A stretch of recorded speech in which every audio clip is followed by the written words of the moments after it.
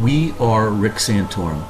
On Tuesday evening, February 28, 2012, Rick Santorum gave a speech to his supporters after his second-place finish in Michigan. I cut 7 sound bites from that video, and I'd like to address it. For the people of Michigan, when we came to the backyard of one of my farms, in a race that everyone said, well, just ignore, you have really no chance here. And the people of Michigan looked into the hearts of the candidates, and all I have to say is, I love them back. Exit polling shows that 1 in 10 voters were Democrats in Michigan. Rick Santorum won 53% of those Democrats. He actually focused on robocalls to Democrats. Only 15% of those polled said that they're a true conservative.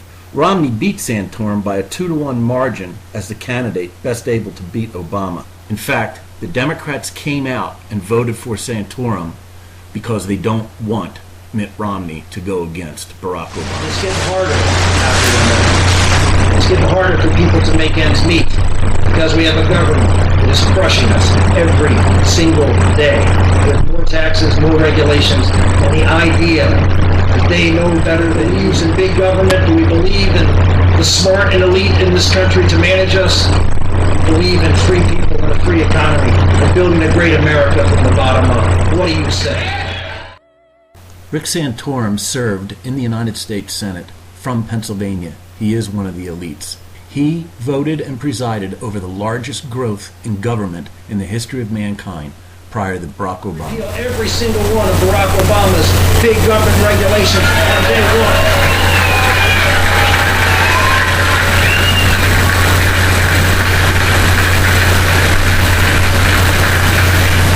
Of course, part of those regulations, and one of the things we're going to reveal right now, is Obamacare. Rick Santorum is the essence of big government. He was all on board the housing bubble. In fact, he supported the Nehemiah Project. He twisted arms to get No Child Left Behind passed. He twisted arms for Medicare Part D. And I have to remind him he is not a king. He is the president. He cannot repeal anything that was put into law by Congress.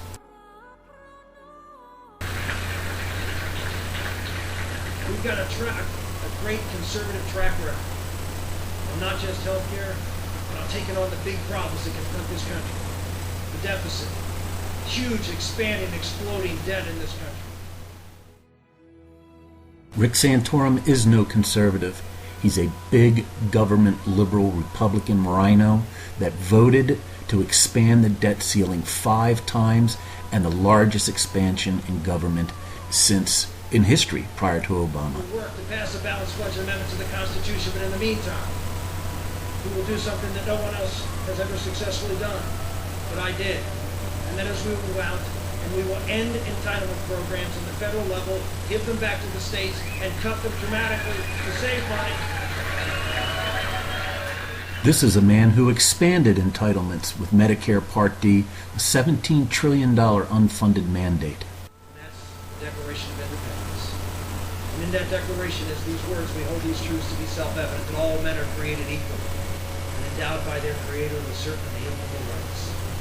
That phrase is the most transformational phrase ever written in a government document. That phrase said that we are going to be a country with limited government. He could not be more wrong on this. The Declaration of Independence was a secession document. They were merely pointing out to the king that the rights given to them by God were the same ones that were given to Englishmen. George Washington, the signature leader of America, was different. He understood that the greatness of this new country was to have leaders who understood, and in spite of their breeding and education, they didn't have all the answers. They could trust people, that ragtag group of people who step forward to volunteer to create freedom. Ragtag? I don't think so. They were the wealthiest elite in the nation at the time in the colonies. George Washington was the largest landowner. Robert Morris was probably the wealthiest banker who lived in Philadelphia. They were the elites that did the revolution. The men and women who signed that Declaration of Independence wrote this final phrase. We pledge to each other. We pledge to each other our lives, our fortune, and our sacred... Men and women? I did not know that women signed the Declaration of Independence or the Constitution. Yes, they pledged their honor and their sacred honor for one another. Rick Santorum is probably the most dangerous human being to elect as a Republican, as president. He is not a Tea Partier. He's not a conservative.